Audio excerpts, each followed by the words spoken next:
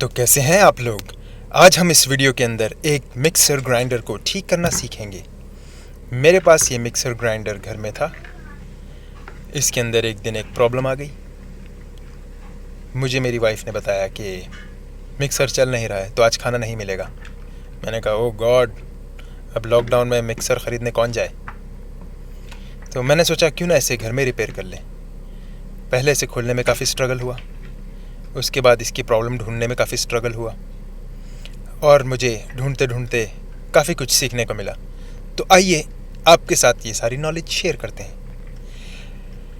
इसे खोलने के अंदर मुझे काफ़ी मुश्किलात का सामना हुआ है। जैसे कि ये इसका जो मेन ऊपर का मिक्सर की फ़िटिंग है, जो ये कैप अभी मैंने निकाला है, इसका स्क्रू खोलने में मुझे बहुत प्रॉब्लम हुई। ये क्लॉकवाइज घूमने पर अनटाइड हो रहा था, यानी कि क्लॉकवाइज घुमाने पर खुल रहा था। फिर उसके बाद मोटर के इसके नीचे मोटर के स्क्रू थे, ये मैंने मोटर निकाल दी और उसके बाद मुझे पता चला कि ये मोटर रिपेयर तो हो ही नहीं सकती। सारे पार्ट्स को मैंने साइड में रखा, प्रॉब्लम्स को तलाश करने की कोशिश की कि इसके अंदर क्या प्रॉब्लम है, और काफ़ी देर अपना ध्यान लगाने के बाद जब आंखें लगाई तो पता चला कि मोटर खासी डैमेज हो चुकी है। और इस तरीके का डैमेज रिपेयर करना मेरे बस में तो नहीं। मैं आप लोगों को भी दिखा सकता हूँ, ये डैमेज आप देख सकते हैं। ये जो इसका पार्ट डैमेज हुआ है, अगर मैं इसे रिपेयर करने जाऊँ तो उसकी कॉस्ट इस मोटर के बराबर होगी, और अगर इस मोटर को मैं रिप्लेस करने जाऊँ तो उससे बेटर है कि मैं मिक्सर ही रिप्लेस कर लूँ। अब घर में खाना तो बनाना ही था। मैंने सोचा क्यों ना घर के अंदर ही पड़ी हुई किसी मशीनरी को यूज़ करके इसे फ़िलहाल चलाया जाए। तो मैं अपना ये एक्सपीरियंस आप लोगों के साथ अभी शेयर करूँगा। वीडियो में मेरे साथ बने रहिएगा। मेरे पास एक मोटर पड़ी थी जो कि 865 या 875 मोटर है, ब्रशलेस डीसी मोटर। मैंने इस मोटर को सोचा कि इसके अंदर लगा लिया जाए। इसकी जो शाफ्ट थी थोड़ी सी मोटी थी, मैंने ड्रिल करके इसके अंदर फिक्सिंग इसकी बनाई, लेकिन इससे काम नहीं बनने वाला था। साइड पर हमें लाजिम कोई ना कोई स्क्रू लगाना था, वरना ये स्लिप हो जाता और सारा काम बर्बाद हो जाता, खाना भी नहीं बनता। साइड पर मैंने एक स्क्रू की जगह बनाई। पहले छोटी ड्रिल से इसमें होल किया और ग्रेजुअली ड्रिल के साइज़ इंक्रीज़ करता गया, और आराम आराम से करने पर काफ़ी टाइम लगा, लेकिन बहरहाल बिल आखिर फाइनली जितना मुझे सुराख इसका बड़ा करना था हो गया। अब मुझे इसके अंदर एक स्क्रू लगाना था जो कि इतना आसान नहीं। तो मेरे पास इत्तेफाकन ये थ्रेड मेकिंग टूल अवेलेबल था, तो मैंने इसके अंदर थ्रेड्स बनाए, और जो स्क्रू मेरे पास मौजूद था उसके मुताबिक साइज़ सेलेक्ट करते हुए मैंने इसके अंदर थ्रेड्स बना दिए। ये थ्रेड मेकिंग मशीन जो होती है काफ़ी यूनिक है, काफ़ी अच्छी होती है, काफ़ी हैंडी होती है। तो इसके अंदर 3 स्टेजेस होते हैं, स्टेप 1, स्टेप 2 और स्टेप 3। तीनों आपने 1 बाय 1 यूज़ करने के बाद थ्रेड्स आपके बन जाते हैं स्क्रू के लिए। थ्रेड्स बनाने में काफ़ी टाइम लगा, मेहनत कुछ नहीं लगी इतनी।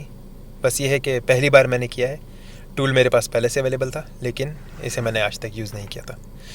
अब आ जाते हैं अपनी मशीन की बॉडी की तरफ। तो कुछ और दुश्वारियाँ भी आई बीच में। मोटर जब इसमें मैंने लगाने की कोशिश की तो पता चला इस मोटर का शाफ्ट तो काफ़ी छोटा है, हमारा ऊपर का कैप इसके ऊपर तो फिट ही नहीं होगा। बहरहाल मुझे इस मोटर को कट करना पड़ा। इस तरीके की जुगाड़ करने के बाद ये बिल्कुल भी रिपेयरेबल नहीं रहेगी, ये अपनी ओरिजिनल कंडीशन में कभी भी नहीं आ सकेगी। बहरहाल मैंने ये स्टेप लिया और फाइनली मुझे डेयर मिल का यूज़ करते हुए अंदर की एक्सेस प्लास्टिक को रिमूव करना पड़ा। खासी कोशिश करने के बाद मोटर की शाफ्ट थोड़ी बहुत ऊपर से नज़र आने लगी। उसके बाद मुझे अंदाज़ा हुआ कि मैं स्क्रू तो लगा नहीं सकूँगा, तो मुझे ये ऊपर के कैप को भी थोड़ी सी जुगाड़ करनी पड़ेगी। मैंने इसे प्लायर की मदद से तोड़ दिया और इसके सेंटर का जो पार्ट है ये मैंने इसमें से निकाल लिया। इसकी वजह मैं आपको आगे बताऊंगा। वीडियो में अगर आप बने रहेंगे, ध्यान से देखेंगे, तो आपको मुझसे कुछ पूछने की ज़रूरत नहीं पड़ेगी। साइड से मैंने इसे इस तरीके से कट किया कि मैं इसमें से यहाँ से कोई भी स्क्रू टाइट कर सकूँ। गेयर मिल का इस्तेमाल आसान है, लेकिन अगर इसके अंदर बिट आपने डायमंड कटिंग बिट लगाई है तो आपके हाथों को कोई प्रॉब्लम नहीं करेगी। इस तरीके से मैंने इसमें जुगाड़ बनाई और यहाँ से ये शाफ्ट इसके ऊपर पहले हमने फिट कर दी। बिल्कुल अच्छी तरीके से टाइट करें। स्क्रू की मदद से मैंने इसमें टाइट कर दिया। एक छोटा सा स्क्रू लगाया है ताकि ज़्यादा वाइब्रेशन ना पैदा हो ज़्यादा। उसके बाद हमें इसकी क्लीनिंग की तरफ आना पड़ा।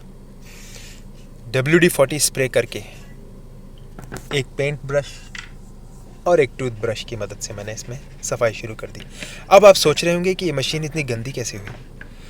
ये बात तो हमने भी नोटिस नहीं की थी। जब तक ये मशीन चल रही थी इसके कार्बन ब्रशेस काफ़ी अच्छी तरीके से घिस रहे थे, क्योंकि इसके अंदर के जो जहाँ पर ब्रश लगते हैं, कम्यूटेटर कहते हैं उसे शायद, वो उसे डैमेज कर रहा था और कार्बन का पाउडर हर जगह स्प्रेड हो रहा था। मशीन धीरे धीरे आराम से पूरी तरीके से ब्लैक हो गई और WD-40 से साफ़ करने के बाद काफ़ी अच्छी लग रही है। अब मैं इसके मोटर के स्क्रू की जो जगह है इसे थोड़े से एडजस्ट कर रहा हूँ। तो अब हम इसके अंदर हमारे पास जो स्क्रू अवेलेबल थे वो हमने लगा दिए और इसके बाद भी हमें उम्मीद थी कि ये चल जाएगा और हमारा काम बन जाएगा। लेकिन वीडियो में आप आगे देखेंगे तो आपको पता चलेगा और क्या क्या परेशानी आई। इसके बाद मैंने ये कैप को ग्लू लगाकर उसे वापस उसकी अपनी पोजीशन पर फिक्स कर दिया।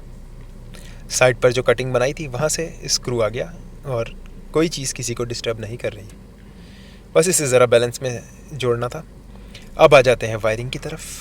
तो हमें ये बेकार मोटर यानी कि जो ख़राब हो चुकी है, ये मोटर के वायर्स जो हमने नई मोटर लगाई है उससे कनेक्ट करने हैं। सिंपल, कोई हमने इसके अंदर एडजस्टमेंट नहीं करनी। और मैं वायरों को छील रहा हूँ एक वायर स्ट्रिपर की मदद से। ये मैंने वायर्स छील लिए और अब मैं मोटर के वायर रिमूव करके, ओरिजिनल मोटर के वायर रिमूव करके जो हमने मोटर लगाई है उसके साथ जोड़ूंगा। लेकिन पहले हम इसमें हीट श्रिंक भी यूज़ करेंगे। कोई शॉर्ट सर्किट हमें नहीं चाहिए। पहले तो ये मशीन काली हो रही थी, उसके बाद ये जल के बिल्कुल ही ख़राब ना हो जाए, कहीं शॉर्ट सर्किट हो गया तो। वायर्स को मैंने अच्छी तरीके से बांधा। सोल्डरिंग आयरन मैं यूज़ नहीं करना चाह रहा था। आप यूज़ करना चाहें तो कर लें, बेहतर है। हीट श्रिंक चढ़ाने के बाद मैंने इसको एक सिगरेट के लाइटर की मदद से गर्म करके अच्छे से चिपका दिया। दोनों वायर्स को इसी तरीके से मैंने किया। अब आप सोच रहे होंगे कि ये इतनी मेहनत करने के बाद ये सब हुआ या नहीं। तो वीडियो का यही तो मज़ा है, आप देखेंगे तो आपको पता चलेगा कि आगे क्या हुआ और इस मशीन को लगाने के ड्रॉबैक्स क्या क्या हैं, फ़ायदे क्या क्या हैं, ये मैं आपको बता दूंगा। हाँ, एक फ़ायदा मैं आपको अभी बता देता हूँ, मेरा मतलब है कि नुकसान। ये मशीन अब 220 नहीं रही। इसे आप गलती से भी 220 वोल्ट के सॉकेट के अंदर नहीं लगाइएगा। सारी फिटिंग्स वैसे ही बराबर जैसी थी उसी तरीके से हम करके चलेंगे। और ये इसका जो स्विच है, जो इसके ऊपर का कटोरी या जग लगाने के ऊपर इसे एक्टिवेट करता है, इसे भी हमने बिल्कुल नहीं छेड़ना, क्योंकि ये मोटर दिखने में तो छोटी है लेकिन हार्ड टच होने पर काफ़ी हार्मफुल हो सकती है, काफ़ी अच्छा खासा नुकसान पहुंचा सकती है। तो बेटर है कि इन चीज़ों का ख्याल रखा जाए। वापस हमने इस मशीन को बंद कर दिया और स्क्रू भी जहां लगे हुए थे वहीं लगा दिए। तो अब जब इतनी मेहनत कर ही लिए तो इसे टेस्ट भी कर लेते हैं। इस शाहकार में आपको पता चले कि हुआ क्या है।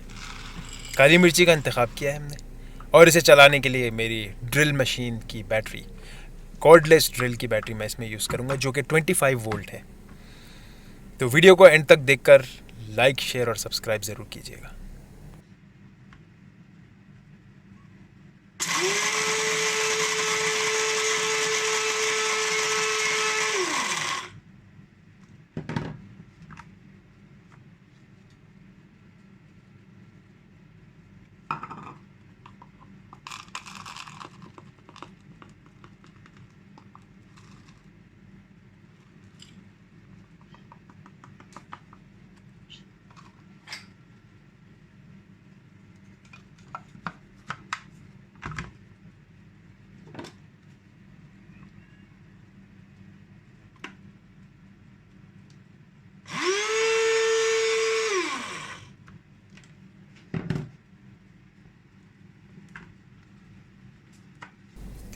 मुबारक हो, आपके यहाँ काली मिर्ची पाउडर हुआ है।